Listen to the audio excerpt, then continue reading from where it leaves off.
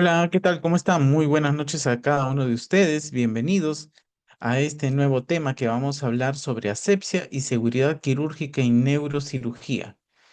Si ustedes tienen en claro qué es la neurocirugía, si bien es cierto, es una ciencia médica que abarca las intervenciones de un órgano diana tan importante como el cerebro.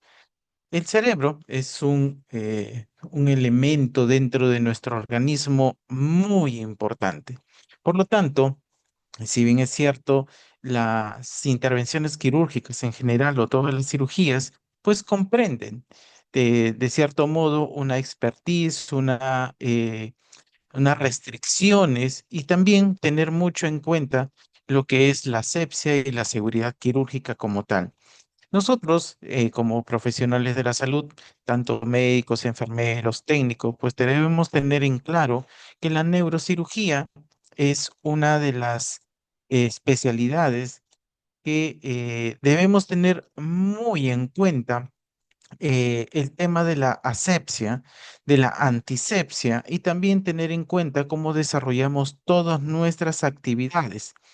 Es importante tener justamente en cuestión todos estos detalles en los cuales vamos a detallarlos, porque es importante saber cómo vamos a desenvolvernos en el campo quirúrgico, cómo vamos a ir desarrollando nuestras actividades, pero también saber cuáles son aquellas intervenciones muy específicas por parte de la enfermería. El día de hoy hablaremos sobre asepsia y seguridad quirúrgica en neurocirugía. Mi nombre es Jones Montoro, soy maestrando en gestión en salud, enfermero especialista en centro quirúrgico y en gestión en centro de esterilización, enfermero auditor en salud, implementador de Daily Management Meeting, implementador y auditor interno ISO 9001-2015, implementador líder del sistema de trazabilidad de la central de esterilización de IBT Group y actualmente soy coordinador de gestión asistencial en IBTGEL de los complejos hospitalarios Alberto Barton y Guillermo Kailin. Siéntanse en la total libertad de interrumpirme si es que algo no se está entendiendo o si tienen alguna duda. De igual manera, pueden escribir en el chat que gustosamente les iré respondiendo conforme vayamos avanzando el tema. ¿Ok? Entonces, iniciemos.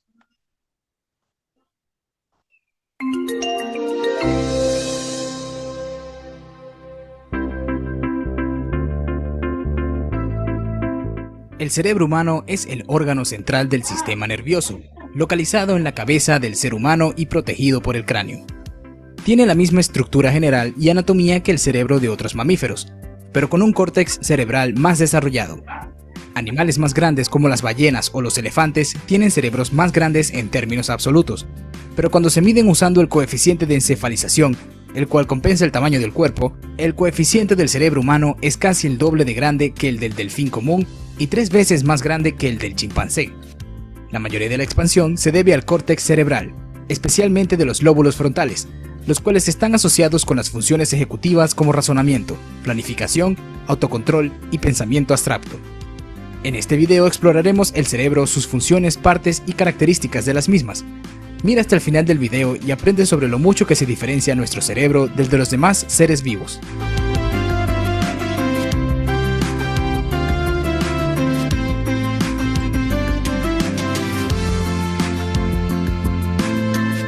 Corteza cerebral. Es la parte integradora de las informaciones aferentes y eferentes. La corteza es casi simétrica y se divide en el hemisferio derecho y hemisferio izquierdo.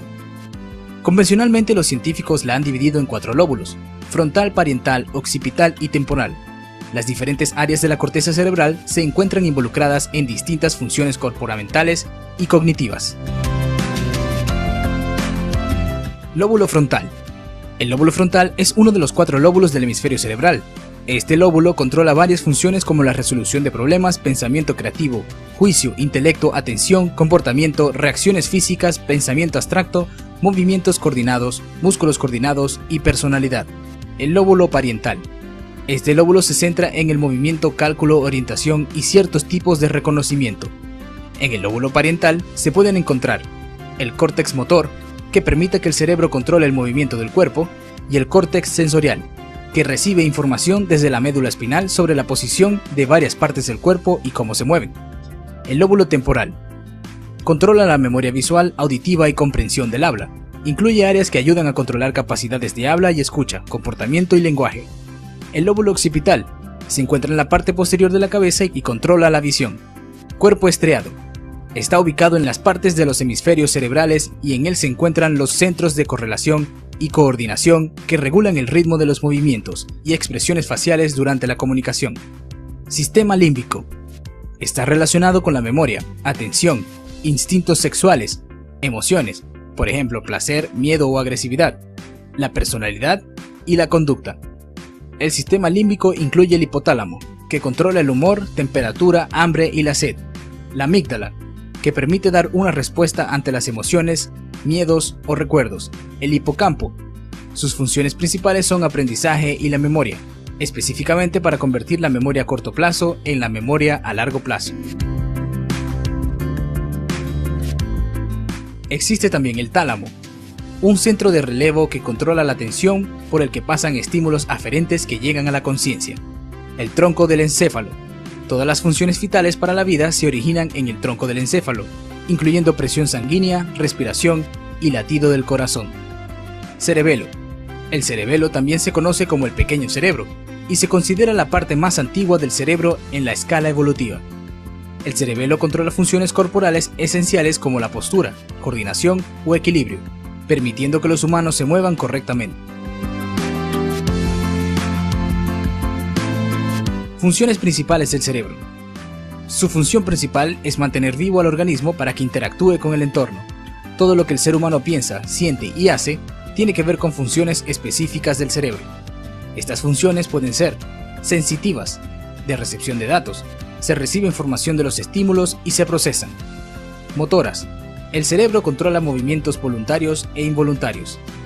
Integradoras. Se refieren a actividades mentales como atención, memoria, aprendizaje o lenguaje. Cognición.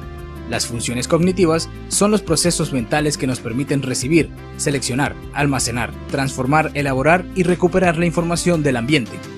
Esto nos permite entender y relacionarnos con el mundo que nos rodea. Lenguaje. En el procesamiento del lenguaje intervienen diferentes áreas cerebrales que actúan de modo integrado mediante diversos sistemas funcionales que involucran sobre todo el hemisferio izquierdo.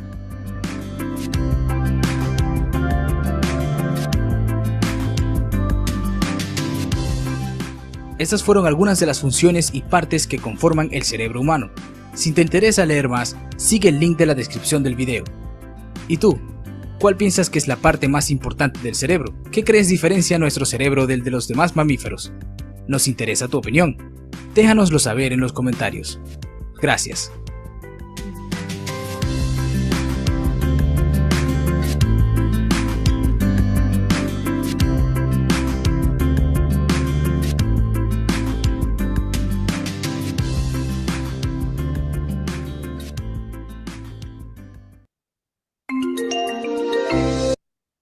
La neurocirugía es una disciplina de la medicina y una especialidad médica de carácter quirúrgico que se ocupa del estudio y tratamiento de las enfermedades quirúrgicas o potencialmente quirúrgicas del sistema nervioso central, periférico y autónomo, incluyendo sus cubiertas, vascularización y anexos como la hipófisis, así como del manejo operatorio y no operatorio del dolor, cualquiera que sea la edad del paciente. Cuando hablamos de seguridad del paciente, estamos hablando de garantizar la seguridad durante los procedimientos quirúrgicos como tales, pues una optimización en ello es el posicionamiento, optimizar el acceso quirúrgico sin comprometer la condición del paciente. Oxigenación y ventilación. Asegurar oxigenación y ventilación continua del paciente. Monitorización. Supervisar la monitorización y evitar las interrupciones significativas. Prevención de lesiones. Prevenir lesiones nerviosas y compresión de las vías respiratorias.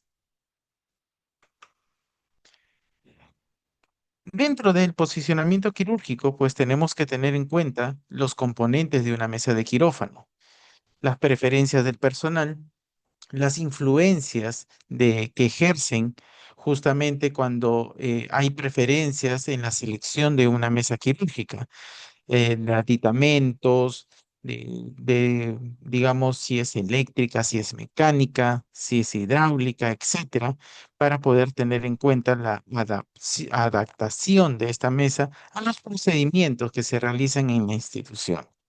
Recursos humanos. Aquí es importante tener los recursos necesarios para justamente determinar todos estos aspectos de las adquisiciones. El tema de recursos económicos, consideraciones financieras en la elección de la mesa. Es importante porque yo quisiera tener una de las mejores mesas quirúrgicas, pero mi presupuesto pues no, no está acorde a ello. Entonces debo ajustar un presupuesto y que éste sea el adecuado para poder tener en cuenta la adquisición de una de estos accesorios o elementos o equipos para el quirófano neuroquirúrgico. Estabilidad. Asegurar una posición estable para el paciente durante la cirugía. Permitir los cambios posicionales rápidos y que estos sean fiables.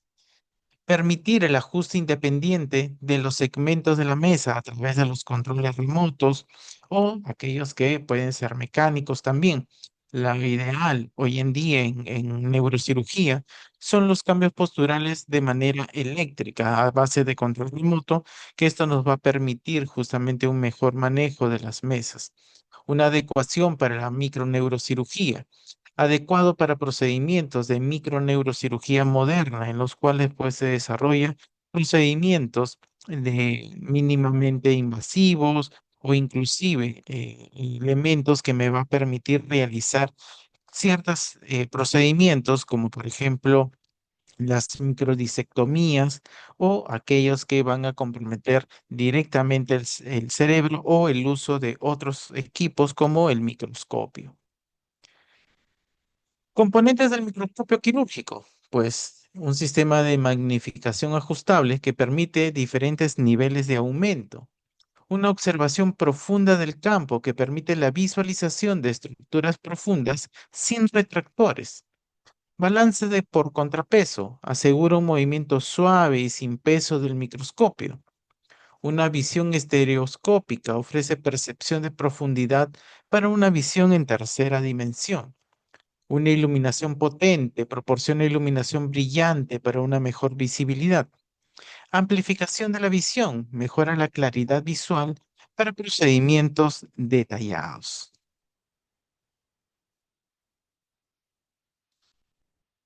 Entonces, cuando hablamos de imagenología intraoperatoria, debemos tener en cuenta equipos como por ejemplo el microscopio quirúrgico, que me ofrece una magnificación óptica y luz coaxial para microcirugía.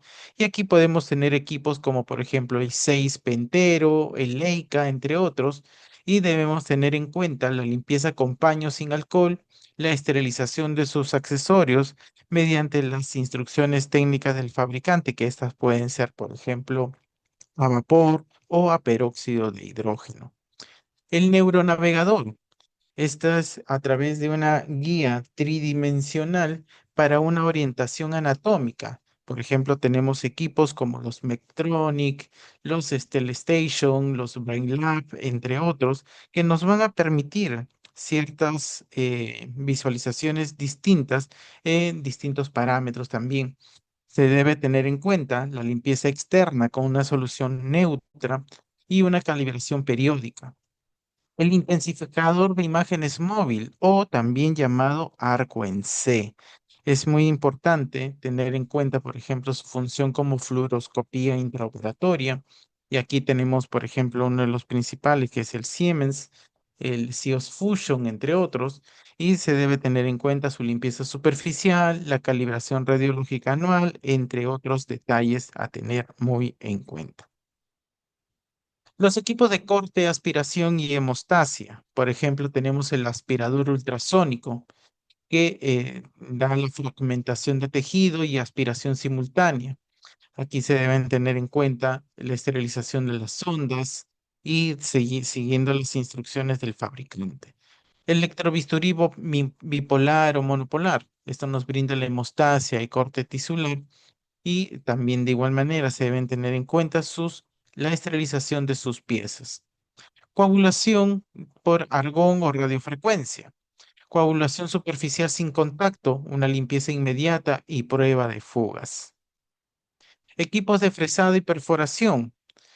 Por ejemplo, tenemos el craniectomo, el perforador eléctrico o neumático, la perforación de cráneo y corte óseo. Aquí tenemos varios tipos de perforadores y se da por esterilización por vapor o también teniendo en cuenta la lubricación previa.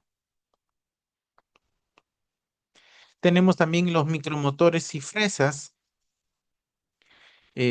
Aquí tenemos que tener en cuenta eh, el remodelado óseo y la descompresión que se va a hacer al momento de realizar la craneectomía. Tenemos varios tipos también modelos de estos equipos y se debe tener en cuenta su esterilización. Sistema de monitorización, monitoreo neurofisiológico intraoperatorio. Esto nos permite la detección de funciones nerviosas, motoras sensitivas y se debe tener en cuenta la limpieza de cables con alcohol isopropílico, electrodos desechables, entre otros. Monitoreo de presión intracraneana, control de presión cerebral.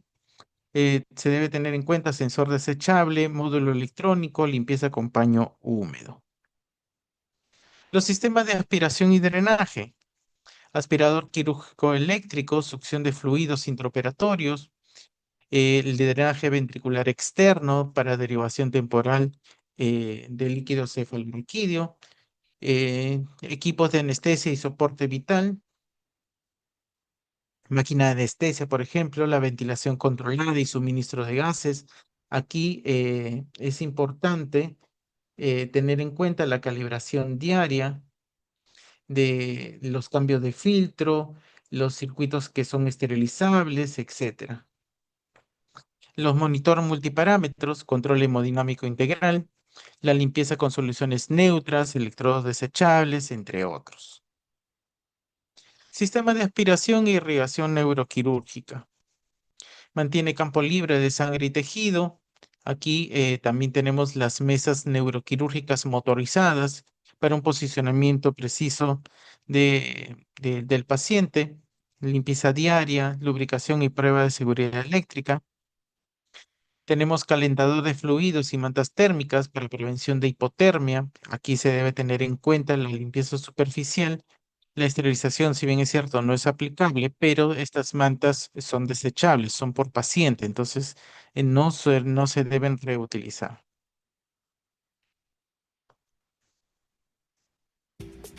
El índice biespectral o BIS es un método eficaz para medir el nivel de profundidad de la sedación en nuestros pacientes aquí en la terapia intensiva o incluso el nivel de profundidad de la anestesia general en pacientes que son sometidos a una cirugía en el área de quirófano. Este método va a medir la actividad eléctrica del cerebro en los pacientes que están bajo sedación o bajo anestesia general. Ahora vamos a ver cómo colocar los electrodos para medir el índice biespectral en un paciente bajo sedación aquí en la unidad de cuidados intensivos. Estos son los electrodos con los que vamos a medir la actividad eléctrica del cerebro de los pacientes que están bajo sedación. Es un electrodo, en este caso pediátrico, porque no tenemos el de adulto, pero bueno, funciona igual. Lo que primero hay que hacer es limpiar la piel con alcohol, en las zonas donde van a estar los electrodos o donde se van a colocar los electrodos. Esto es para mejorar la fijación de dichos electrodos y poder tomar una mejor lectura de las ondas eléctricas.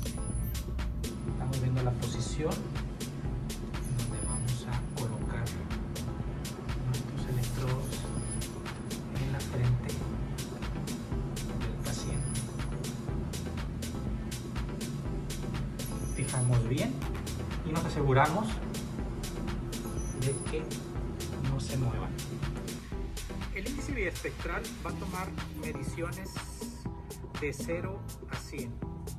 entre más se acerque el número o la medición a 100, quiere decir que el paciente va a estar más despierto. Mientras más se acerque a 0, pues quiere decir que va a estar más con una sedación más profunda. Entonces aquí hay diversas escalas en donde arriba mayor de 90 quiere decir que el paciente está despierto. Entre 60 y 80 es una sedación profunda, y menos de 60 pues se cataloga ya como una anestesia general o un nivel profundo de anestesia. Pues en este momento tenemos un índice biespectral de 55, voy a bajar incluso hasta 50 o subir hasta 58, 59. Estamos hablando de una sedación profunda, incluso la bibliografía marca que menos de 60 pues ya estamos en un plano incluso anestésico profundo. Con respecto al ICS, que es el índice de calidad de señal, que es la barra rosa, va marcando entre 97 y 100%. Lo ideal es que se mantenga en esos rangos. Cuando disminuye este índice, pues estamos hablando de que se presentan muchos artefactos que pueden causar interferencia en la señal que se lee. El EMG es la actividad electromiográfica, donde vamos a obtener aquí que entre mayor nivel tenga esta barra, que es la barra blanca que marca 33, 34, pues son la actividad eléctrica de los músculos donde están situados los electrodos, y entre menos cantidad o menos nivel tenga, pues bueno, va a haber menos actividad. Para lograr una posición óptima, debemos tener, por ejemplo, en cuenta la posición supina, elevar la cabeza para minimizar riesgos cardiovasculares y mantener la función pulmonar. Posición prona, monitorear el gasto cardíaco y ajustar el equipo para la prevención de la hipotensión. Posición de cúbito lateral, asegurar una función pulmonar adecuada, monitorear la hemodinamia. Y una posición de rodillas, mantener la estabilidad, monitorear los efectos cardiovasculares. En general, debemos tener muy en cuenta todos los aditamentos que vamos a utilizar por ello. Por ejemplo, los sistemas de fijación craneal rígida para poder mantener inmóvil la cabeza durante las cirugías intracraneales o cervicales. Esto, por ejemplo, tenemos los Mayfield, los Mizuho, los Doro, que nos van a ayudar al fijado en la mesa neuroquirúrgica, pinzamiento óseo de 3 puntas ajustables. También tenemos las abrazaderas y brazos articulados que permiten ajustar el ángulo cefálico o mantener el fijador craneal en posición. Se acoplan a los rieles laterales de la mesa. Almohadillas de gel viscoelástico distribuyen presión, evitan lesiones nerviosas y úlceras por presión. Aquí son colocadas bajo la cabeza, hombros, codos, talones y sacro. Los posicionadores cefálicos acolchados, soportes no invasivos en cirugías cortas o pediátricas, y estos se colocan sobre mesa o sobre un soporte de cabeza universal. Los sistemas de posicionamiento corporal que mantienen el alineamiento corporal según el tipo de abordaje. Aquí tenemos las bolsas de vacío moldeables adaptadas al paciente. Los soportes y cojines anatómicos, soporte de extremidades y troncos según el abordaje, ya sea supino, prono, lateral o sentado, y se colocan estratégicamente para evitar presión vascular o nerviosa. Los arnés y correas de sujeción que evitan el desplazamiento del cuerpo durante movimientos de mesa y tienen una fijación al riel lateral de la mesa quirúrgica. Apoyos para extremidades superiores. Mantienen los brazos alineados o en abducción controlada y se anclan al riel lateral de la mesa. Los soportes de cuello ajustables. Alinean la columna cervical en los abordajes posteriores y son compatibles con las mesas neuroquirúrgicas y los fijadores. Los posicionadores especiales para abordajes específicos facilitan la exposición quirúrgica en las zonas específicas. Posición supina, por ejemplo, la frontoparietal, la temporal o la occipital, para tener una exposición frontal y lateral del cráneo. Esto nos ayuda a asegurar la alineación ocular y evitar la hiperflexión. La posición prona, para fosa posterior, columna cervical o occipital, una exposición occipital y cervical posterior para vigilar la presión ocular y ventilación. La posición lateral, para la temporal, parietal, con abordaje del ángulo ponto cerebeloso. Esto, aquí, por ejemplo, tenemos las bolsas de vacío o almohadillas laterales moldeables para poder fijar los hombros y caderas. Y en la posición sentado para fosa posterior o pineal, para el acceso craneal posterior alto, tenemos los fijadores de Mayfield, los cinturones de seguridad, los soportes podales, entre otros, para tener en cuenta los riesgos de embolia aérea, la monitorización de electrocardiograma y los Doppler precordiales.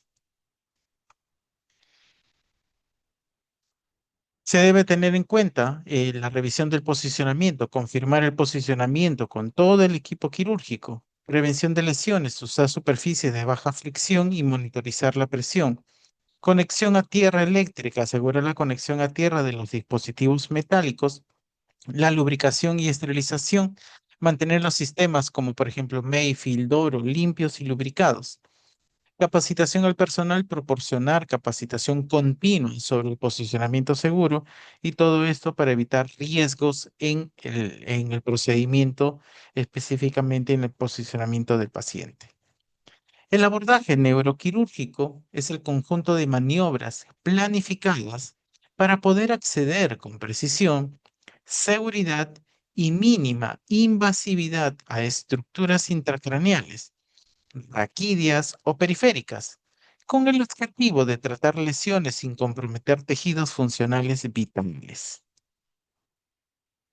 Entonces debemos tener qué consideraciones, pues el objetivo quirúrgico, el objetivo de la cirugía, si esta va a ser una biopsia, una resección o simplemente una exploración.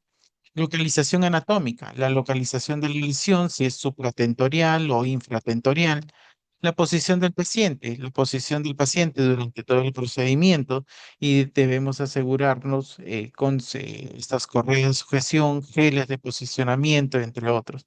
Profundidad y relación, la profundidad de la lesión y la relación con las estructuras aledañas. Entonces, cuando tenemos, por ejemplo, las supratentoriales, los tipos de abordaje que pueden ser frontal, temporal, parietal, occipital, entre otros, pues debemos tener en cuenta la región anatómica objetivo. Por ejemplo, si nosotros vamos a hablar de la frontal, tenemos el lóbulo frontal, el cuerpo calloso, los ventrículos laterales anteriores, y aquí se realiza una incisión coronal, una craniectomía o craniotomía frontovasal que permite el acceso a lesiones como los meningiomas del ala del esfenoides o los aneurismas de las arterias cerebrales anterior. Y yo les hago una pregunta. ¿Ustedes saben cuál es la diferencia entre una craneotomía y una craniectomía? ¿Cuál creen ustedes que es la diferencia entre una craneotomía y una craniectomía? Entonces, cuando hablamos también de un abordaje parietal, estamos hablando, por ejemplo, de una región anatómica como la corteza sensitiva, las lesiones paraventriculares, los abscesos o malformaciones.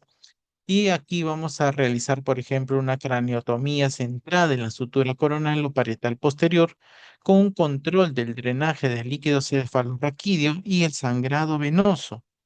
Y, por ejemplo, aquí vamos a tener la posición del paciente en supino prono o con apoyo cefálico neutral. Para las infratentoriales o posteriores tenemos la occipital media, la retrosigmoidea o la paramastoidea, y la far lateral o transcondilio. Y aquí tenemos también de igual manera características que se van a tener. Por ejemplo, si estamos hablando de la suboccipital media, pues vamos a tener en cuenta la región anatómica que es la fosa posterior, la vermis, el cuarto ventrículo, los tumores cerebelosos y en tener en cuenta la incisión en línea media desde la protuberancia occipital hasta la cervical 2 que permite la descompresión o el acceso a la hidrocefalia. Y su posición aquí es la prono o sentada. También tenemos categorías como las transesfenoidales, las espinales, las funcionales o estereotácticos y las vasculares. Por ejemplo, en el tema de las vasculares tenemos la craniotomía interhemisférica, la orbitocigomática, la subtemporal y para un abordaje, por ejemplo, de aneurismas, de bypass cerebrales, entre otros. Aquí se debe tener en cuenta los accesos extensos que combinan osteotomías orbitarias y esfenoidales. La posición que se tiene que tener en cuenta son las supinos al lateral con soporte cefálico y los Mayfield. Las técnicas neuroquirúrgicas que se utilizan hoy en día, pues tenemos la endoscopía transventricular, que trata la hidrocefalia y los quistes coloides y evitando derivaciones permanentes. Pero también tenemos las endoscopías endonasales. Trata de tumores de base de cráneo, evitando la craniotomía y promoviendo la recuperación. La cirugía por llave. Trata neurismas y meningiomas pequeños con mínimamente invasión. La guía por fluorescencia trata gliomas malignos con mayor precisión durante la resección tumoral. Y la nueva navegación robótica o 3D utilizada para la implantación de electrodos y biopsias profundas con una precisión milimétrica. Hoy en día, por ejemplo, no sé, perdón, hace tiempo, digamos, no se tenía pensado una mínima invasión en neurocirugía. Simplemente era apertura del cráneo, exploración cerebral y demás. Hoy en día ya tenemos endoscopías, cirugías mínimamente invasivas, inclusive cirugías robóticas. Entonces ya es una tecnología muy avanzada en la cual se debe tener en cuenta todos estos detalles.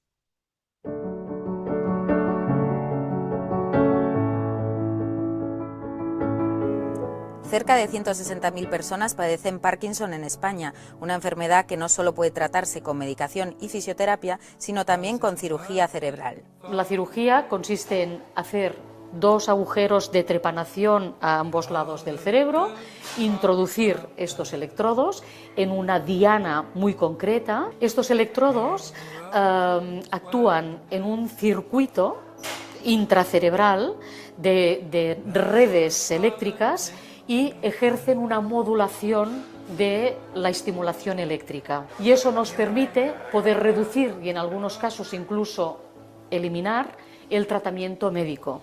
Desde marzo, además, el Centro Médico Tecnon de Barcelona ha ido un paso más allá en este tipo de intervenciones y ha utilizado la robótica de forma pionera en España para llevarlas a cabo. El robot permite varias cosas. Una, y la principal, es la precisión. Tiene una precisión submilimétrica. El segundo es que podemos definir la trayectoria antes de la cirugía. Entonces, la cirugía robótica, puesto que nos da la seguridad de que llegamos a la diana, puede permitirnos el no tener que despertar al paciente y también acorta el tiempo de duración de la cirugía. Una serie de ventajas que mejorarán sin duda la calidad de vida de estos pacientes, pero también la de aquellos que sufran otras alteraciones del movimiento como la epilepsia, revolucionando así la cirugía cerebral. Es esperable y deseable que la introducción del robot como herramienta para el neurocirujano vaya en aumento, es decir, que cada vez más equipos de neurocirugía dispongan de él. Naturalmente se está introduciendo progresivamente, pero sí se espera que sea el futuro de la neurocirugía.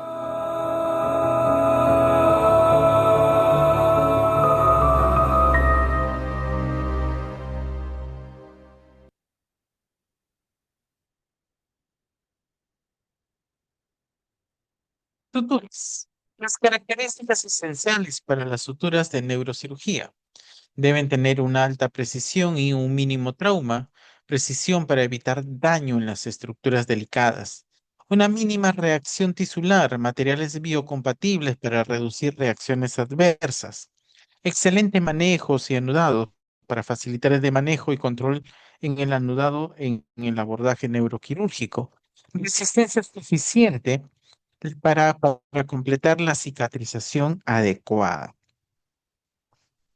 Por ejemplo, tenemos la poliglactina o el Vicryl, que es reabsorbible trenzado y que tiene un tiempo de absorción o de permanencia de 56 a 70 días.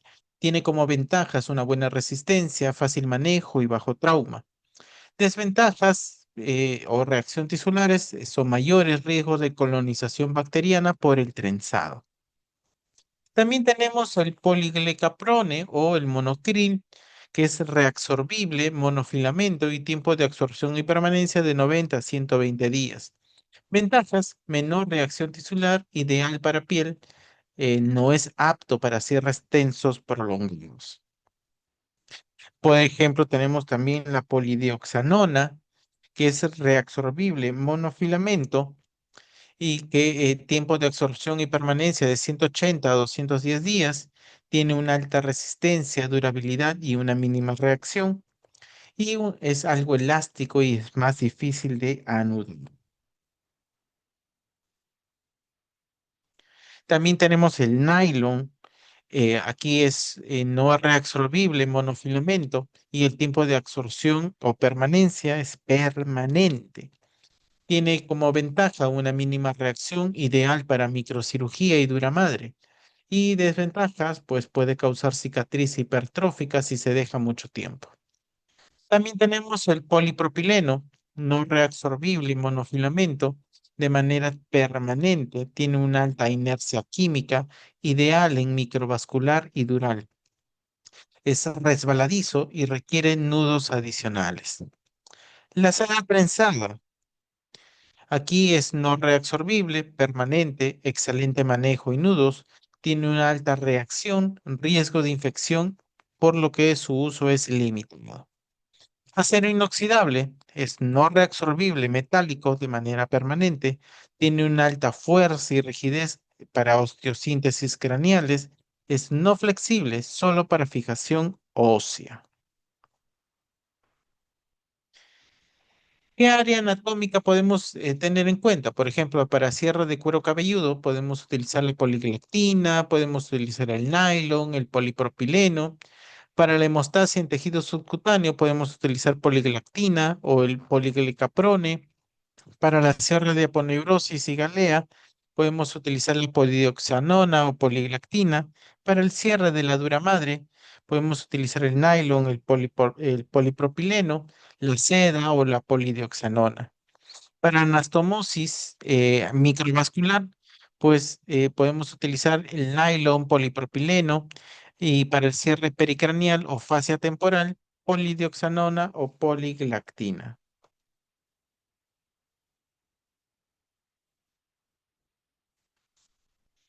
Para sutura del músculo temporal, podemos utilizar las poliglactinas o poliglicaprone. Para la fijación de colgajos óseos, el acero inoxidable o las placas de titanio, los cierres de piel, el monocril, nylon o polipropileno, y los procedimientos de columna, los PDS o la polidioxanona, y los bicril o nylon. En microcirugía cerebral y espinal se emplean suturas de 10 ceros o 9 ceros de nylon o prolene montadas en agujas de microvascular curva de 3 octavos o medio círculo, utilizadas en reconstrucción de arterias cerebrales, bypass carotidio, reparación de nervios craneales o raíces espinales. La técnica se ejecuta bajo microscopio quirúrgico con pinzas de microdisección y portaagujas de Castro Viejo. La comunicación no verbal con el neurocirujano es una de las competencias más críticas y menos enseñadas en la instrumentación quirúrgica, especialmente en neurocirugía, donde cada gesto, silencio y segundo cuenta. Y es muy importante tener en cuenta cómo nosotros desarrollamos estas actividades. En neurocirugía, el espacio de trabajo es muy reducido, la concentración es extrema y la comunicación verbal es mínima. Por ello, la sincronización gestual y anticipatoria entre el neurocirujano y la enfermera instrumentista constituye una interfaz cognitiva silenciosa, una forma de coreografía quirúrgica, donde cada movimiento transmite información sin palabras. En neurocirugía, hablar demasiado puede interrumpir la concentración. La precisión gestual es el idioma del quirófano. Entonces, es muy importante tener en cuenta cómo se da esta colaboración quirúrgica. Se debe tener una visión periférica, la percepción periférica del cirujano, una visión indirecta mientras trabaja bajo microscopio, que requiere que el instrumentista se mueva dentro del campo periférico visible, evitando sobresaltos o ruidos innecesarios. Una sincronización motora. El cerebro humano sincroniza ritmos motores cuando dos personas repiten patrones de movimiento. Neuroplasticidad asociativa.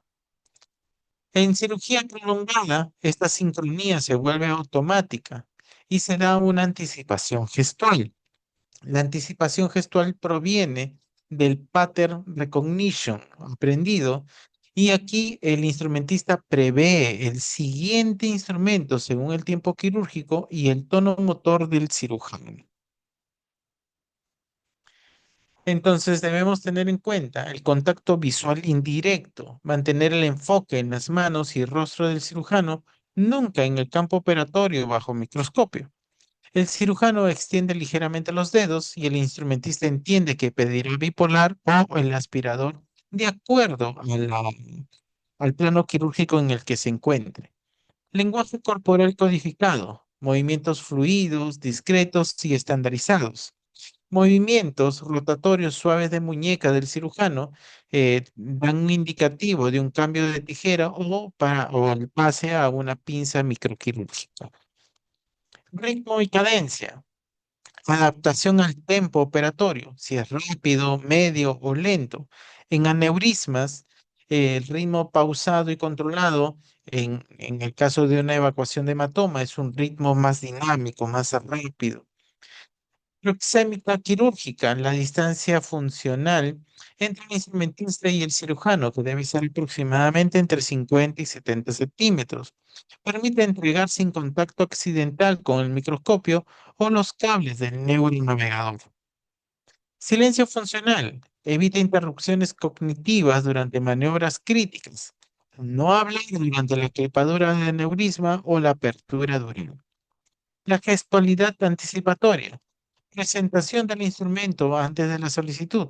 Tras coagular, preparar microtijera y aspirador sin que el cirujano lo pida. Las microexpresiones faciales. Una comunicación de alerta o validación. Una mirada rápida de confirmación ante cambio de campo o una hemorragia imprevista. La entrega de los instrumentos quirúrgicos. La entrega por zonas de presión neutra. Nunca sujetar la parte activa, la punta, filo o bipolar del instrumento. Evitar el ruido instrumental. El choque metálico de los instrumentos puede causar distracción auditiva durante los procedimientos. Una sugestión tripodal. Las pinzas y tijeras microquirúrgicas deben entregarse en una posición mínimamente abierta.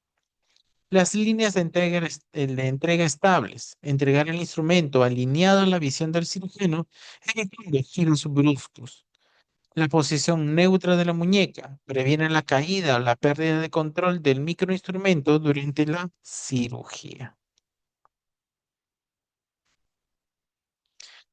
La secuencia que se debe seguir, pues, de acuerdo a los tiempos quirúrgicos, incisión y hemostasia inicial, uso de bisturí y pinza para la incisión inicial, despegamiento y craniotomía, uso de taladro y fresa para la craniotomía, la apertura dural, uso de las microtijeras para la apertura dural, el tiempo de abordaje, uso de disectores y pinzas para el abordaje, recepción o clipado, uso de un microaspirador y clip para la recepción, y el cierre, uso de suturas e irrigación para el cierre.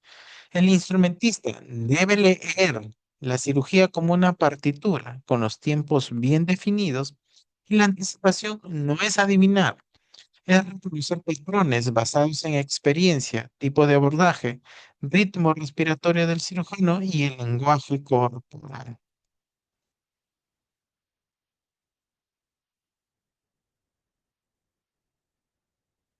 El ritmo operatorio es la sincronía entre la acción del cirujano, la respuesta del instrumentista y la retroalimentación visual y sonora. En neurocirugía, este ritmo puede pasar de movimientos lentos y precisos por ejemplo, en una microdisección cortical, a reacciones rápidas y controladas, por ejemplo, control de sangrado o una ruptura de un aneurisma. El instrumentista debe modular su respiración y movimientos para mantener la calma y la coordinación. Los obstáculos para un flujo de trabajo de neurocirugía fluido, pues aquí tenemos que tener en cuenta las intervenciones verbales innecesarias, interrumpe el enfoque y puede causar errores. Sonidos no gestionados, sonidos metálicos o de alarmas, que esto puede causar también distracción. Personal no familiarizado con la dinámica quirúrgica, con el actuar del cirujano o con simplemente el hecho de ser un personal en entrenamiento. Falta de briefing. Sin briefing operatorio, ni check-in, ni checklist, ni reportes, pues es muy difícil saber a qué nos estamos enfrentando. Entrenamiento recomendado. Simulaciones de entrega de microinstrumental con ojos cerrados o visión parcial, grabación en video del desempeño para analizar la gestualidad y los tiempos, ejercicios de cirugía silenciosa, realizar una parte del procedimiento solo con la comunicación no verbal y prácticas con cronometraje, entrega, uso y devolución. Esto usualmente se dan en los centros de entrenamiento de simulación avanzadas. Hoy en día ya en nuestro país existen eh, muchos lugares donde se realizan todos estos centros de entrenamiento y es muy importante porque se destaca todas estas logísticas en la que podemos desarrollar la actividad neuroquirúrgica o de cualquier otra especialidad quirúrgica. El instrumentista neuroquirúrgico es el eje de la seguridad técnica. Su error mínimo tiene un impacto neurológico irreversible. El 80% de los errores de instrumentación son prevenibles con protocolos estandarizados y cultura no punitiva. La anticipación, la precisión y la comunicación silenciosa constituyen habilidades de alta confiabilidad que deben entrenarse mediante simulación.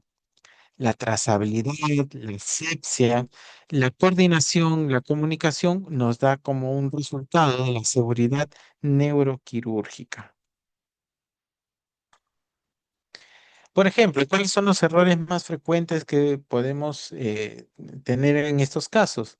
No realizar checklist previos del set neuroquirúrgico y como resultado tenemos falta de pinzas de microcirugía o fresas específicas, omisión de conteos o desconocimientos del tipo de cirugía. Esto nos da un impacto de retraso operatorio, estrés del equipo, riesgo de contaminación al abrir las cajas adicionales. El uso de instrumental sin prueba funcional previa, micropinzas desalineadas, tijeras sin filos, entre otros. Aquí no se realiza una inspección con lupa previa al montaje y esto puede causar daño tisular, lesión cortical, hemorragia, prolongación del tiempo quirúrgico, entre otros. Montaje de tiempo sin orden lógico de los tiempos quirúrgicos. Falta de experiencia o ausencia del patrón establecido. Esto aumenta movimientos innecesarios, riesgos de confusión y contaminación cruzada. Tocar el microscopio o el neuronavegador o cables que no se encuentran cubiertos con material estéril. Esto tiene una consecuencia de ruptura de la barrera estéril, por ende una contaminación del campo, riesgo de meningitis posoperatoria. El cubrimiento estéril es obligatorio con material de barrera validado para todos estos equipos que van a entrar en contacto con el área estéril. Reutilización o reesterilización de fundas plásticas. La consecuencia aquí es un material degradado y poroso. El impacto puede tener una filtración microbiana no visible, infecciones del sistema nervioso central. Debemos tener en cuenta que está prohibido reprocesar materiales de un solo uso. Tenemos aquí en Perú la ley 29459. Movimientos por encima del campo operatorio sin control. Corrientes de aire turbulento, la ruptura del flujo laminar, incremento de partículas mayor o igual a 5 micrómetros sobre el área quirúrgica y por ende se debe mantener los brazos por debajo de la cabeza del cirujano y no pasar sobre el campo operatorio.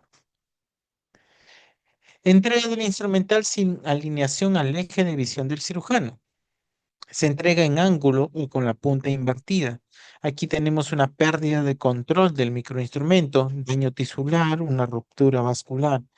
Tenemos que tener en cuenta un entrenamiento en entrega neutra, tripodal y sincronía visual.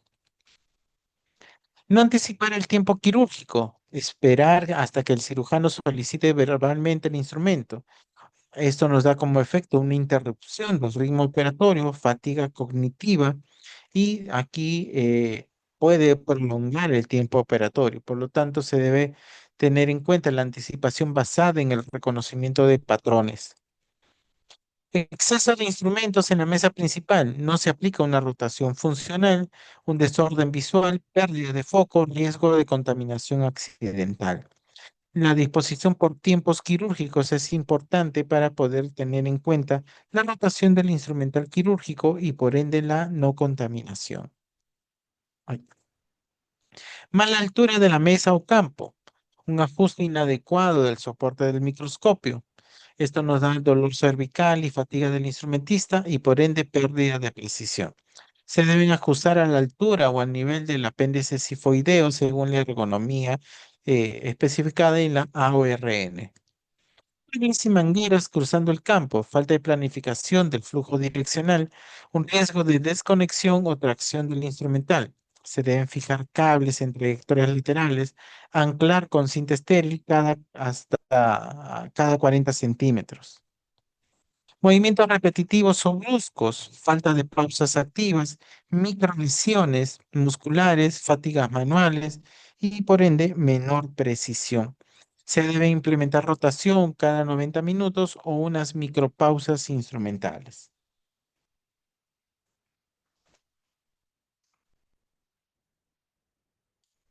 El cubrimiento estéril busca crear una barrera física y microbiológica continua entre el campo operatorio y los equipos no estériles que ingresan a la zona quirúrgica.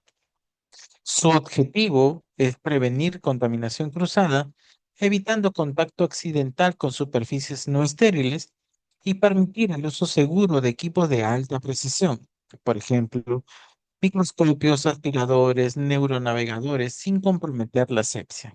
Cada equipo que penetre el campo quirúrgico debe ser considerado una extensión del paciente.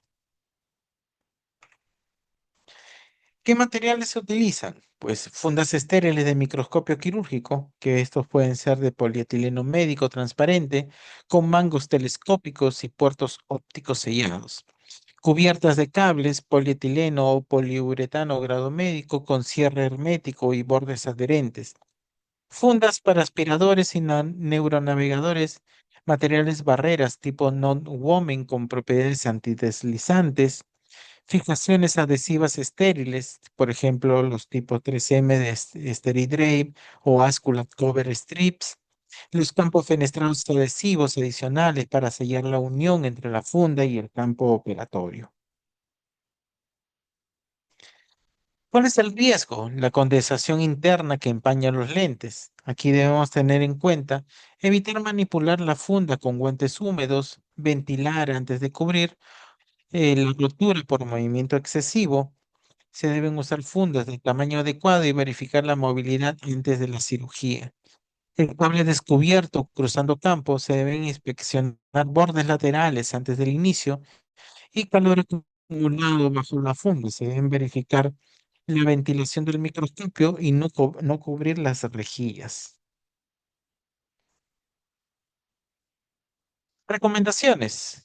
Las fundas son de un solo uso, no deben reprocesarse. Debemos tener en cuenta aquí en Perú la ley 29459. No cortar ni perforar para adaptar fundas. Compromete la barrera estéril. Mantener el registro y trazabilidad del lote y proveedor. Incluir la revisión de cubrimiento estéril en el checklist intraoperatorio de neurocirugía, la fase de antes de iniciar. Capacitar mediante estimulación a todo el equipo en técnicas de cubrimiento y manipulación segura. ¿Qué debemos tener en cuenta? La preparación del área de equipos, confirmar la limpieza terminal del microscopio, el neuronavegador y el aspirador ultrasónico. Apagar fuente de luz y desconectar alimentación antes de cubrir y posicionar equipos fuera del campo estéril. Se debe aquí evitar la contaminación inicial y garantizar la superficie libre de polvo o residuos biológicos, evitar el sobrecalentamiento o riesgo de ignición y la facilidad de maniobra y de cubrimiento sin riesgo de contaminación cruzada. Se debe tener en cuenta la verificación de la limpieza visible y registro en bitácora de mantenimiento, confirmar la temperatura menor o igual a 30 grados centígrados antes de iniciar el cubrimiento, posición estable de frenos activados, distancia de mayor de 1 metro del campo. También debemos tener la preparación del material de cubrimiento, abrir el kit de fundas estériles, tanto para el microscopio, cables, aspirador, navegador, entre otros. Verificar el tamaño y compatibilidad del modelo del microscopio. Esto nos ayuda a mantener la esterilidad, no solamente de que solo aquí la instrumentista es la que manipula el interior del empaque. También tenemos que tener muy en cuenta que cuando se hace el cubrimiento, se debe dar aviso para que todas las personas que estén alrededor pues tengan muy en cuenta de la no contaminación. Evitar la tensión o ruptura por incompatibilidad dimensional.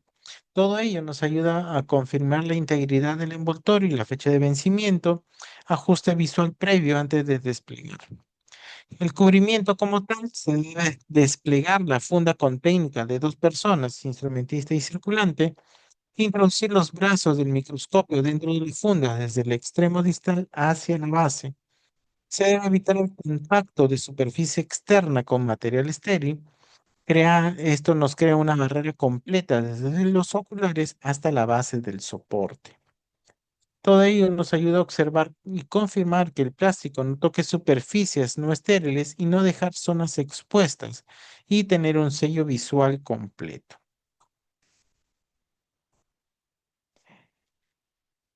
Entre otras, tenemos que tener en cuenta el cubrimiento de cables y mangueras, el cubrimiento de los aspiradores y demás.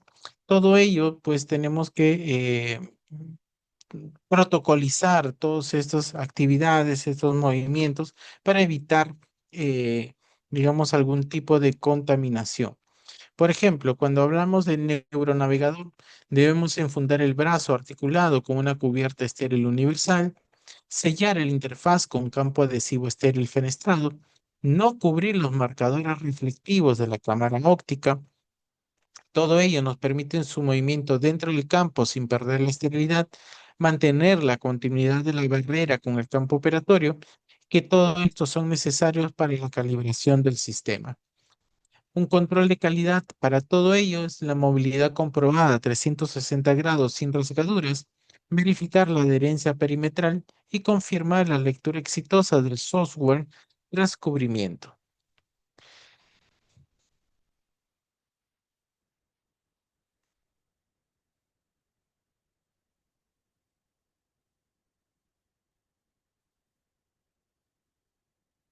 Este video, por si acaso, no tiene audio, solamente es visual, para que lo tengan en cuenta, por favor.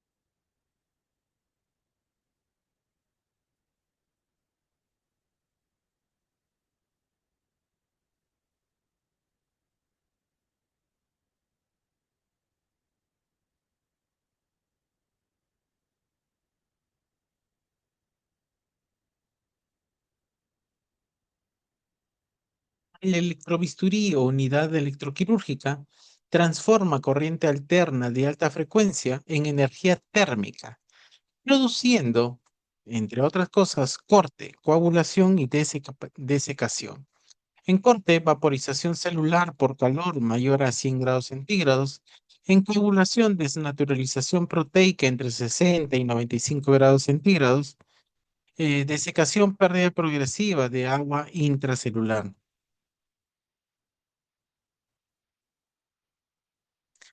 En neurocirugía, donde los tejidos, tanto encéfalo, médula, nervios periféricos, tienen baja resistencia eléctrica y alta conductividad, incluso pequeñas variaciones térmicas pueden generar necrosis irreversible o déficits neurológicos permanentes. Por ejemplo, cuando hablamos de energía monopolar, es la corriente que fluye desde el electrodo activo hacia el tejido y luego esta viaja hacia la placa de retorno. Esto tiene una aplicación de hemostasia general, incisiones durales y craniotomía ósea. El riesgo térmico aquí es alto por una dispersión lateral entre 5 a 10 milímetros. Una versatilidad y potencia es como ventaja principal. Cuando hablamos de energía bipolar, pues la corriente fluye entre las dos ramas de una pinza, no se usa una placa de retorno. Esto nos ayuda en una hemostasia intracraneal, control del sangrado capilar o vascular profundo. Su riesgo térmico aquí es muy bajo, por tener una dispersión menor de 1 milímetro. Su ventaja principal es la precisión y la seguridad tisular. Entonces, la temperatura que vamos a utilizar, por ejemplo, de 37 a 42 grados, tiene un rango fisiológico seguro. Entre 45 y 50 ya da un inicio a la desnaturalización proteica reversible. Entre 55 y 60, una coagulación irreversible con un riesgo de lesión axonal. De 65 a 70, necrosis y desmielinización. Mayor de 90, vaporización y carbonización irreversible. El control térmico efectivo, mantener la temperatura tisular menor de 60 grados centígrados con una potencia ajustada, la mínima necesaria, irrigación continua con suero fisiológico a temperatura ambiente, un contacto intermitente entre 1 a 2 segundos por aplicación, una distancia mayor de 2 milímetros del parénquima neural expuesto.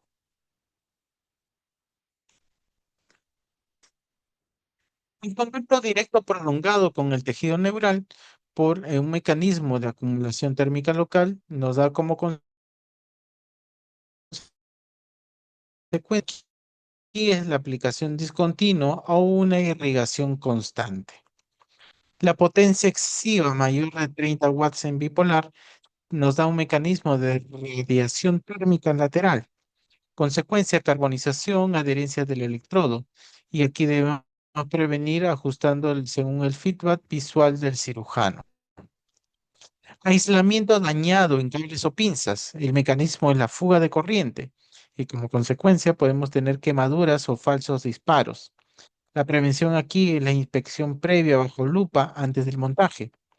El uso de placa de retorno mal colocada en energía monopolar, el contacto parcial con piel y que puede tener consecuencia quemadura térmica profunda. Se debe colocar sobre músculo y evitar las prominencias óseas. Si bien es cierto, hoy en día estos equipos ya vienen calibrados con un sistema de seguridad, de todos modos se debe tener mucho cuidado. Interferencia con equipos de monitoreo, corrientes inducidas y como consecuencia artefactos, falsas alarmas o daños en los sensores. Se deben mantener cables separados en sentidos perpendicular.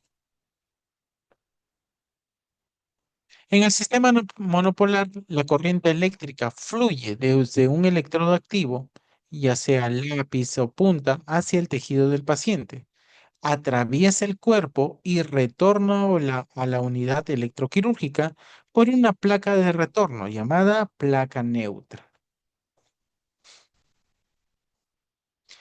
Entonces, la corriente se enfoca en un área pequeña, el tejido resiste el flujo de corriente, el calor se produce en el sitio de resistencia el agua dentro de las células hierve, el tejido se convierte en vapor, las proteínas se desnaturalizan y coagulan, y la corriente se extiende por todo el cuerpo.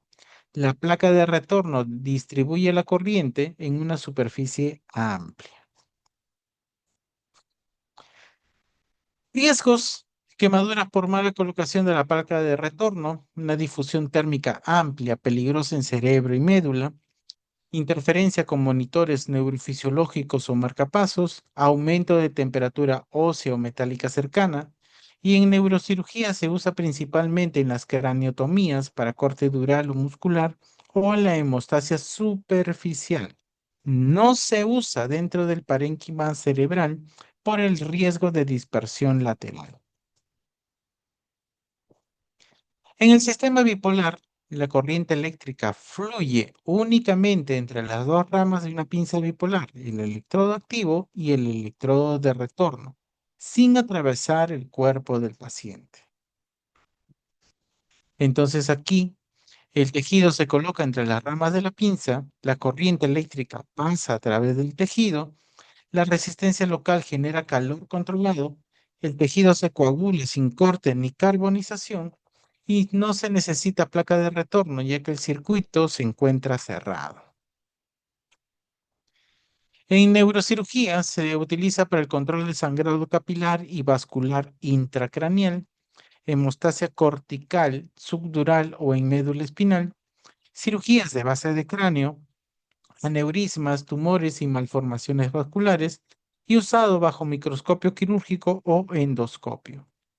En equipos complementarios, pinzas bipolares de titanio o plata reducen la transferencia térmica lateral.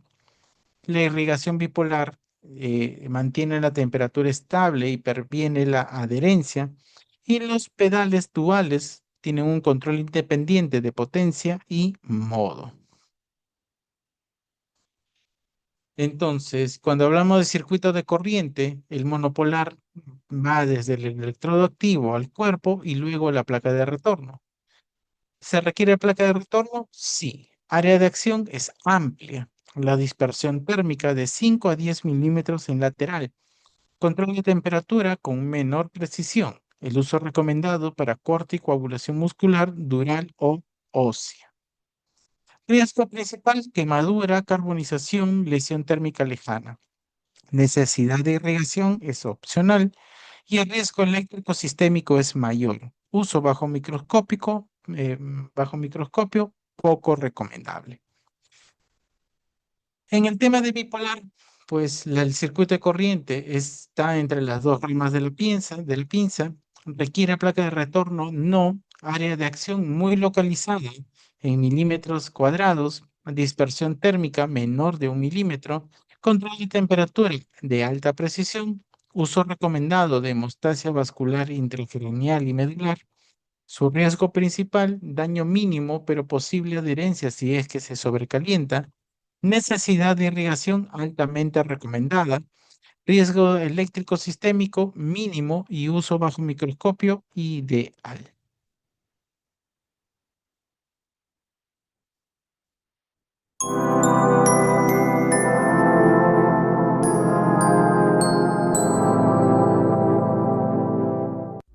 Hola amigos de Promet, hoy les mostraremos cómo usar un electrocauterio.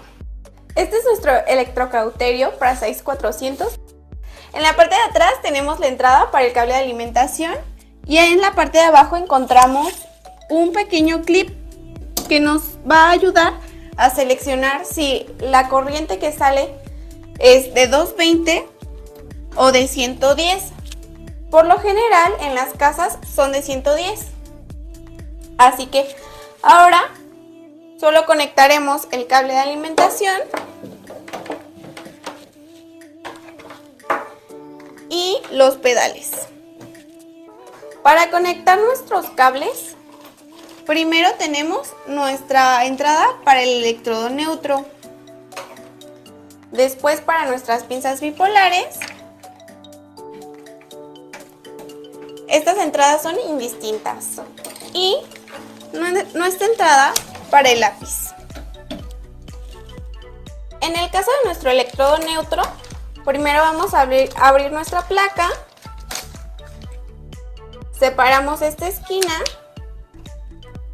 En esta parte levantamos la pestaña, colocamos y cerramos.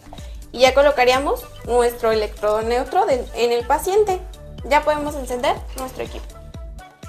Para realizar nuestros cortes o nuestra coagulación, primero tenemos que identificar los colores. El amarillo nos va a decir corte y el azul coagulación.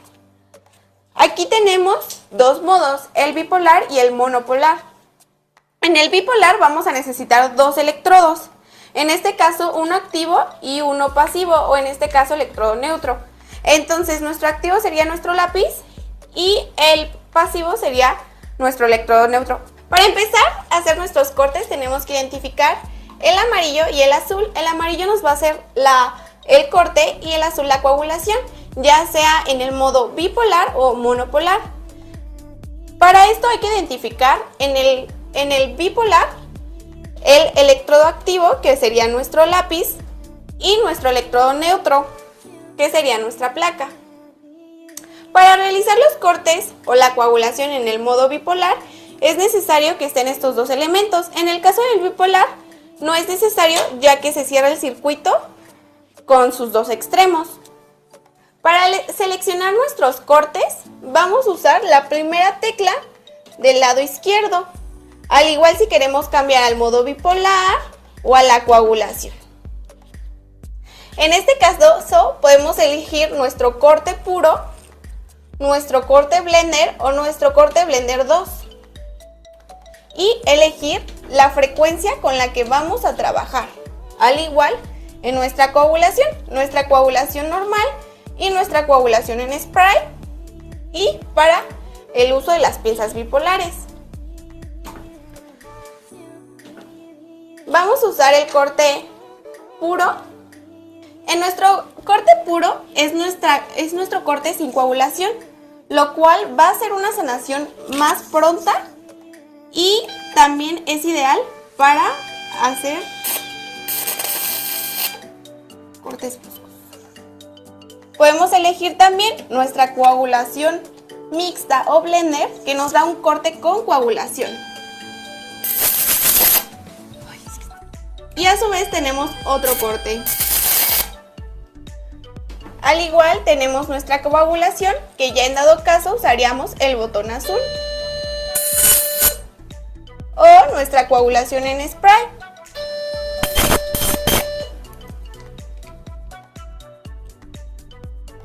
Y en dado caso que queramos usar las pinzas, volvemos a dar el set.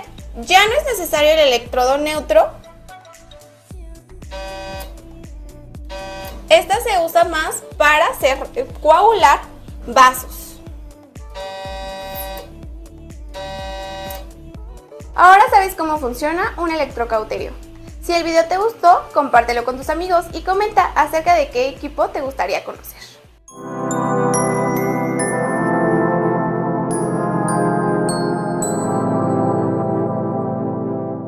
La fijación craneal es uno de los procedimientos más críticos y subvalorados en neurocirugía. Su precisión determina la seguridad del paciente, la estabilidad microquirúrgica, la exactitud del neuronavegador y la integridad neurológica. Su finalidad es garantizar la inmovilidad absoluta de la cabeza durante la intervención, evitando microdesplazamientos que puedan comprometer el campo quirúrgico. Bajo visión microscópica, la precisión de la neuronavegación o la microinstrumentación, la seguridad de estructuras intracraneales y cervicales, la alineación anatómica del eje cráneo-cervical, la fijación que se convierte en un anclaje biomecánico del paciente al sistema quirúrgico, formando un sistema cabeza, pinza, soporte, mesa. Por ejemplo, tenemos sistemas como el Mayfield, que tiene como componentes anillo principal, 3 pines ajustables, el brazo articulado y la base de fijación a la mesa quirúrgica.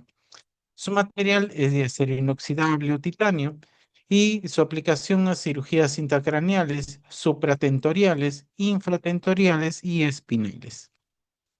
El Sujita, un anillo circular de 360 grados con sistema de pines ajustables y rotación continua, de material de aluminio aeronáutico y anodizado. Esto es para aplicación en cirugías de base de cráneo, cerebelosas o en posición sentada. El Doro, un sistema de carbono con pines radiotransparentes de material de fibra de carbono y titanio, son para cirugías guiadas por imagen intraoperatoria, tanto para neuronavegador, tomografía axial computarizada o arco en C. El principio biomecánico de acción: cada sistema aplica presión uniforme en 3 puntos, un triángulo de soporte. La presión se transmite perpendicularmente al hueso para estabilizar el cráneo y la fuerza de sujeción recomendada oscila entre los 60 y 80 libras, o sea, entre 27 y 36 kilogramos en adultos, lo suficiente para evitar movimientos sin dañar el hueso cortical. En niños, la presión se reduce de 20 a 40 libras, o sea, de 9 a 18 kilogramos, o se usa pinzas con puntas romas o almohadillas protectoras. Por ejemplo, el anillo de fijación, el yugo, soporta los 3 pines de sujeción y se deben verificar que estén alineados y sin deformaciones. Los pines craneales penetran ligeramente la tabla externa del cráneo y se deben revisar que estén limpios, sin corrosión ni puntas romas. Los tornillos de ajuste regulan la presión, se deben lubricar con grasa quirúrgica no conductora según las instrucciones del fabricante. El adaptador de brazo conecta el soporte de la mesa a la base articulada y debe fijarse con un torque controlado. La columna base o soporte une el sistema a la mesa quirúrgica y se debe confirmar la compatibilidad con el modelo de la mesa. ¿Qué errores podemos tener? Colocar pines sobre estructuras craneales. Esto es más que nada por desconocimiento anatómico y como consecuencia podemos tener un hundimiento óseo o una fractura lineal. Se deben localizar con referencias anatómicas palpables. Un exceso de torque, un uso de herramienta no calibrada y que puede ocasionar fractura del cráneo o necrosis ósea. Se debe controlar el torque con un manómetro de precisión. Fijar antes de comprobar la posición definitiva. Falta de coordinación con anestesia, una rotación cervical indeseada o pérdida de vía aérea. Se debe colocar tras intubación y un posicionamiento final. Lubricante no quirúrgico, un uso inadecuado de grasa industrial, aislamiento dieléctrico deficiente. Se debe utilizar grasa aprobada para tener una no conductividad. No proteger la piel pediátrica o frágil, omisión de almohadillas o grasas, y esto da lesión dérmica o hematoma subcutáneo. Se deben usar protectores siliconados o pines romos.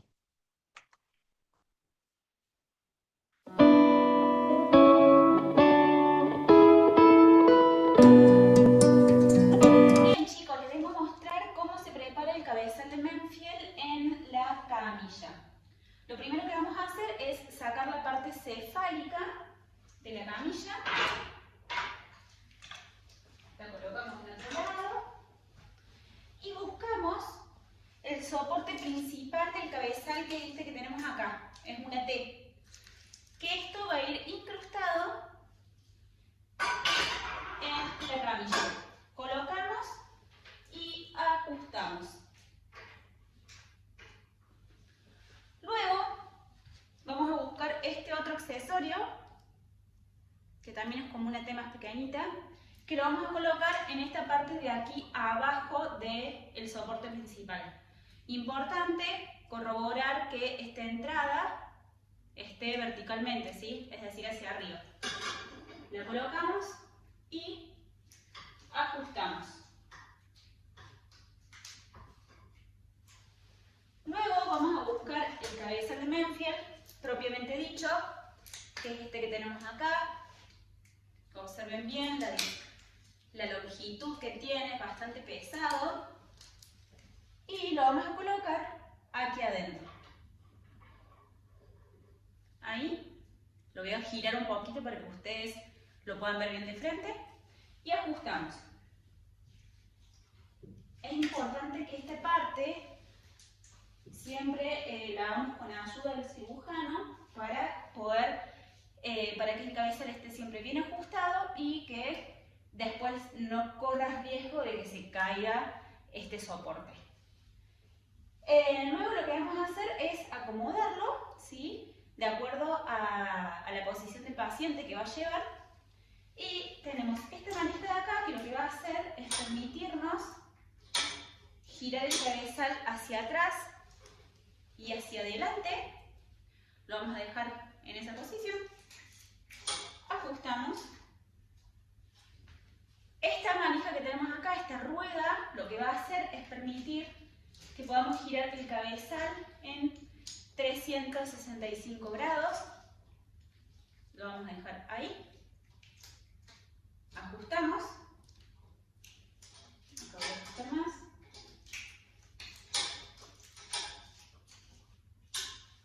Y esto que tenemos acá son los soportes para los ganchos que van a ir a la cabeza. Esos ganchos se suelen colocar con anestesia local. Son estos que tenemos acá. Yo acá tengo uno que... Estos casi siempre están esterilizados porque van a estar en contacto con la piel del paciente y muchas veces la perforan esa piel. Entonces es importante que estén esterilizados.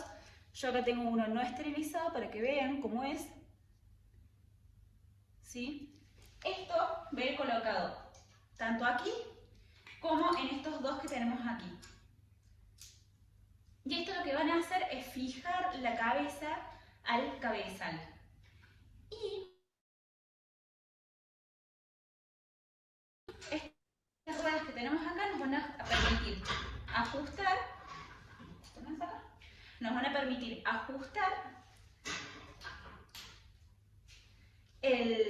los ganchos estos a la cabeza y llevar hacia atrás y hacia adelante el cabezal, ¿sí? Y esta otra que tenemos acá nos va a permitir abrir y cerrar estas dos ramas del cabezal. Ahí yo lo estoy abriendo y ahí comienzo a cerrar. Y de esa forma lo que vamos a hacer es con estos pines ajustar el cabezal a la cabeza y que no se mueva. Siempre se le pone previamente una posición estimada y una vez que está la cabeza colocada con los pines, se le da como la posición definitiva y se lo ajusta bien para que en el intraoperatorio no se mueva.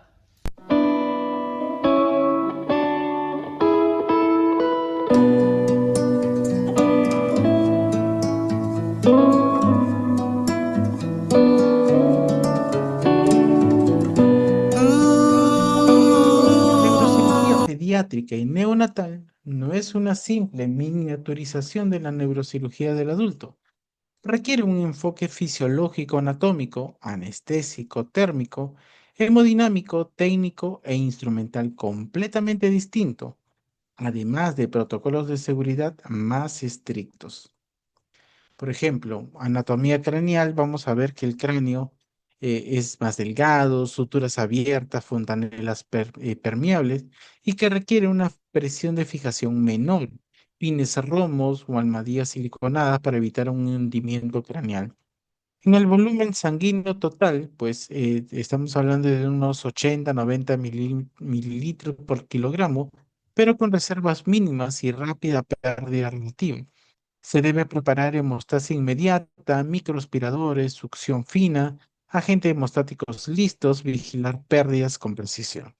En termorregulación, pues control térmico estable, gran pérdida de calor por superficie corporal y cráneo abierto. Aquí el uso obligatorio de mantas térmicas, fluidos calientes, campos térmicos y monitoreo continuo de temperatura.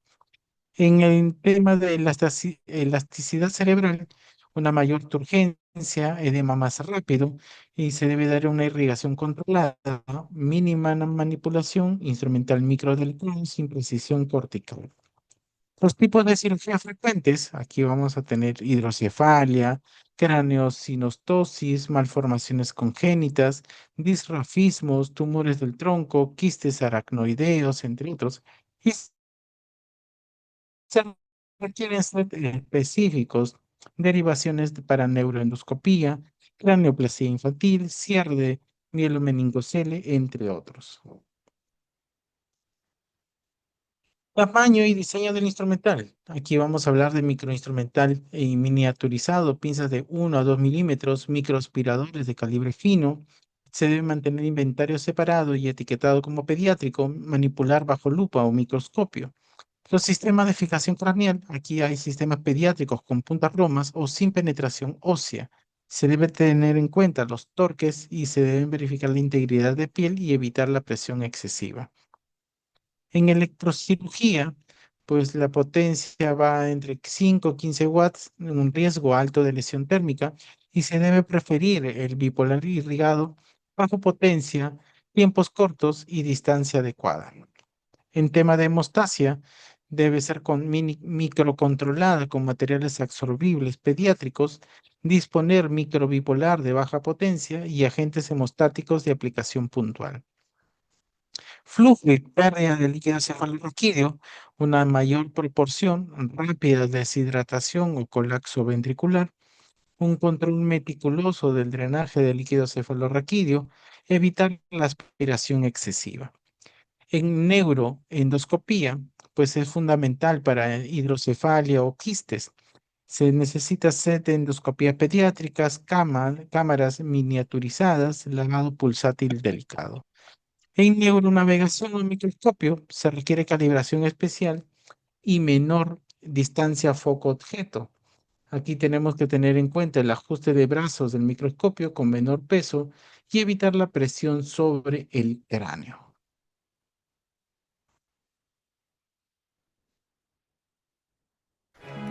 La neurocirugía también es partícipe de los avances en robótica.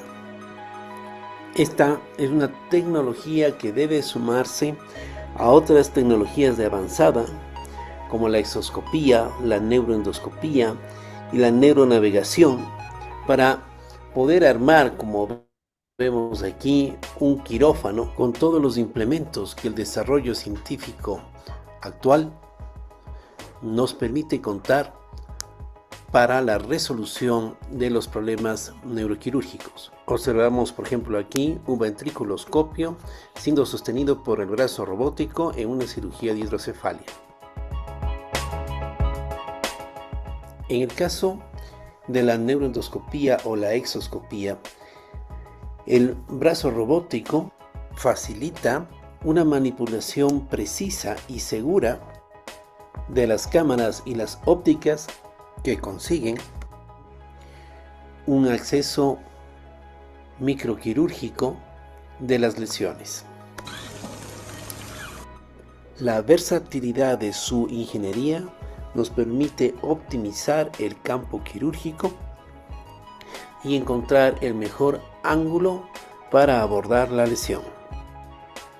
Así como en la cirugía craneal, en la cirugía espinal también tenemos brazos robóticos guiados por navegación que nos permiten colocar de manera precisa, por ejemplo, los tornillos transpediculares en columna lumbar o torácica, minimizando así el riesgo de daño de tejido nervioso o de tornillos mal posicionados.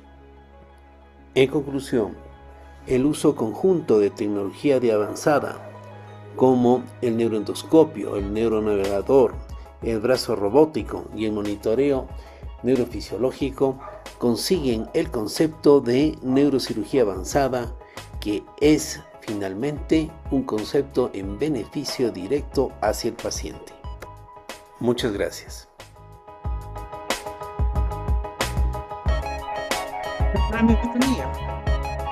Es un procedimiento quirúrgico mediante el cual se retira de forma temporal un segmento óseo del cráneo, el colgajo óseo, para poder acceder al encéfalo y a estructuras intracraneales con el objetivo de tratar lesiones, tumores, aneurismas, hematomas, malformaciones vasculares o para realizar biopsias. ¿Se acuerdan que al iniciar la clase les preguntaba cuál es la diferencia entre una craniotomía y una craniectomía? Pues la craniotomía es justamente la extracción de forma temporal del segmento óseo y en la misma cirugía se coloca este segmento. Ese segmento se llama calostro. Esto se coloca en la misma intervención quirúrgica. En la craniectomía, pues se retira y se hace un resguardo de esta pieza quirúrgica, de esta calota, e inclusive se puede colocar como colgajo en el abdomen para resguardo. Esto usualmente sucede cuando hay mucho edema cerebral y no se puede colocar la tapa craneal. Por lo tanto, esto se deja para una siguiente intervención. Esa es la diferencia entre una craniotomía y una craniectomía. Los objetivos de una craniotomía, pues una exposición anatómica, facilita el acceso anatómico amplio y seguro para cirugía, control de hemorragias intracraneales y evacuación de hematomas, extirpar tumores, accesos o cuerpos extraños cerebrales y reparar aneurismas, fístulas o malformaciones arteriovenosas. Monitoreo o drenaje de líquido cefalorraquídeo en hipertensión intracraniana y realizar la descompresión cerebral en edema o trauma severo. Se puede dar por abordajes frontal o frontotemporal, con un abordaje anatómico del lóbulo frontal y temporal, teniendo en cuenta la finalidad para tumores del ala esfenoidal, aneurismas, malformaciones vasculares. Si tenemos un tipo de craniotomía parietal occipital, el abordaje es del lóbulo parietal occipital para tumores corticales, accesos, drenaje de hematomas, entre otros. La craniotomía es un procedimiento quirúrgico que permite entrar al cerebro a través del cráneo. Se afeita el cuero cabelludo para practicar una incisión y luego se hace una perforación a través del cráneo. Tenemos en cuenta también los hematomas epidurales. Se entiende por un hematoma epidural a una colección de sangre localizada entre la dura madre y la tabla interna del cráneo. Esto es ocasionado por la laceración de las arterias meningias o de los senos venosos durales. Es una hemorragia venosa o arterial que se sitúa entre el cráneo y la dura madre. Esto es importante que se tenga en cuenta, porque es una complicación que puede ocurrir después de traumatismos cráneoencefálicos aparentemente banales, sin importancia. Ocurren aproximadamente el 1% de todos los traumatismos cráneoencefálicos que ingresan y en el 22% de los casos con fractura de cráneo. Puede también ocurrir en la presencia de las malformaciones vasculares durales, en las coagulopatías, en los tumores hemorrágicos, también se han descrito en los lupus sistémicos y en la cirugía abierta del corazón y en hemodiálisis. Por su parte, tenemos los hematomas subdurales, que es una colección de sangre localizada debajo de la dura madre en el espacio subdural y que puede ser agudo o crónico, y es ocasionado por la laceración de las venas corticales. En los traumatismos severos del cráneo se asocia a edema cerebral severo y a contusiones hemorrágicas del parénquima. El hematoma subdural implica un acúmulo de sangre en el espacio subdural. Este espacio es la zona que existe entre las dos membranas que cubren el cerebro, la aracnoides y la dura madre. En cualquier persona en situación normal, este espacio es virtual. Al estar ambas membranas muy unidas o juntas, si aparece una hemorragia, el espacio subdural es muy fácilmente expansible, a costa de colapsar el cerebro subyacente. Según el tiempo de evolución, este puede ser crónico o agudo. Aquí vemos, por ejemplo, los hematomas intracraneales, que este puede ser epidural o subdural. Aquí tenemos la hemorragia entre la dura madre y el hueso, que es la hematoma subdural, que es usualmente sangre arterial. En la hemorragia por debajo de la dura madre, el hematoma subdural, usualmente es sangre venosa y en forma semilunar. Entonces, por definición, el hematoma epidural es una acumulación de sangre entre la dura madre y el hueso craneal, generalmente arterial de la arteria meningia media. El mecanismo de causal, pues el traumatismo craneal con fractura del hueso temporal parietal, una velocidad de aparición rápida de minutos a horas. La localización más común es en la región temporoparietal unilateral. Fisiología, la sangre arterial separa la dura madre del cráneo y esto crea una compresión focal del hemisferio. Una evolución temporal aguda de minutos a horas de un curso muy rápido. En la imagen, en la tomografía axial computarizada, se ve la lesión hiperdensa biconvexa lenticular bien delimitada y no cruza suturas. En el caso del hematoma subdural, es una acumulación de sangre entre la dura madre y la aracnoides, generalmente venosa, de rotura de venas puente. El mecanismo es el de un traumatismo craneal cerrado o una aceleración o desaceleración que es más frecuente en ancianos y en alcohólicos. Su velocidad de aparición es lenta o progresiva. Puede durar de horas a días o incluso semanas. La localización más común es la región frontoparietal bilateral o difusa. Aquí la sangre venosa diseca el espacio subdural y causa una compresión difusa y desplazamiento cerebral. Es aguda, subaguda o crónica según el tiempo de sangrado. Y en la imagen de tomografía axial computarizada podemos verlo como una lesión hiperdensa, semilunar, cóncava, convexa, difusa, cruza suturas, pero no líneas de reflexión dura. Efecto de masa en el hematoma epidural, pues podemos tener en cuenta, por ejemplo, que es fuerte y localizado. El tratamiento quirúrgico, aquí es la craneotomía o trepanación de urgencia con evacuación del coágulo. El tratamiento médico, control de la presión intracraneal, osmoterapia por manitol o salina hipertónica, anticonvulsivantes, oxigenación y perfusión cerebral. Pronóstico, bueno, si se diagnostica y drena precozmente, y la posición quirúrgica esencial de cúbito supino con cabeza rotada contralateral al lado afectado. En el hematoma subdural, el efecto de masa es más difuso, con un desplazamiento de estructuras medias. El tratamiento quirúrgico aquí es la craneotomía o drenaje subdural, según el grosor, volumen y el estado neurológico.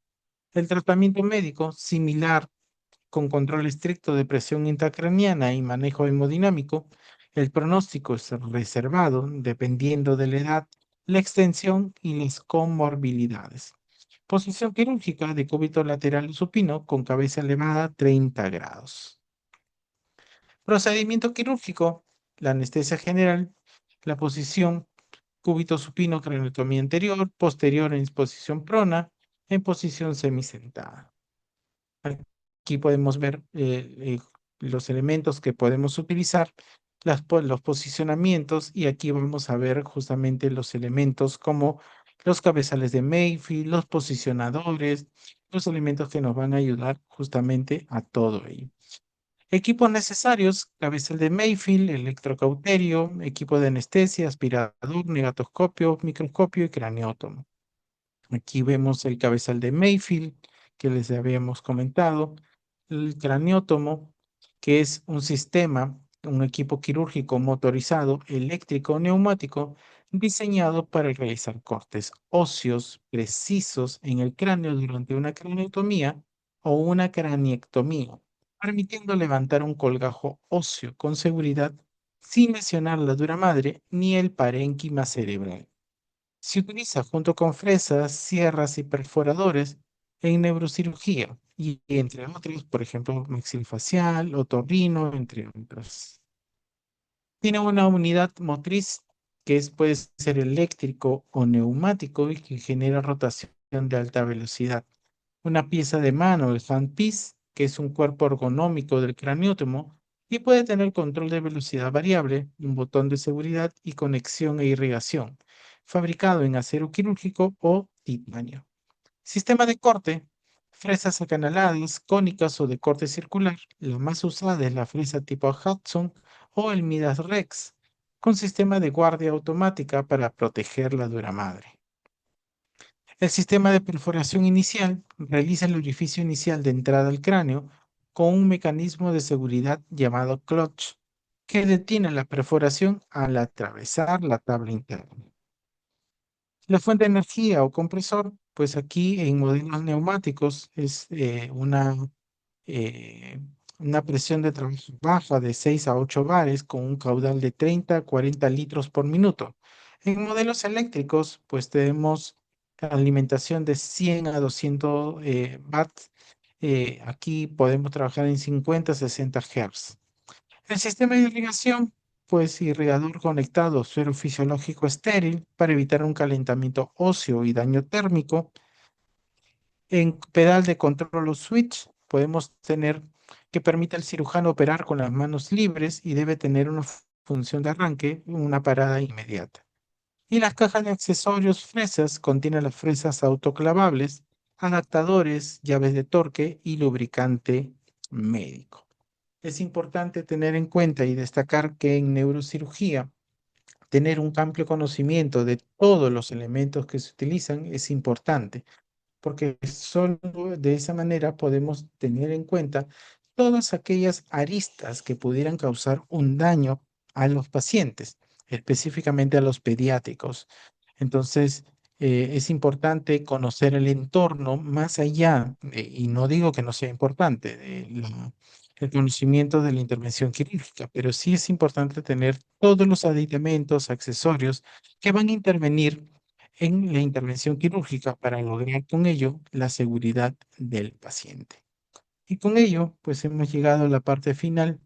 Agradecerles a cada uno de ustedes por su tiempo y su atención y quedo atento a sus dudas y preguntas que pudieran tener de referencia al tema que hemos tratado el día de hoy. Muchísimas gracias. No sé si tuvieran alguna pregunta o duda, por favor.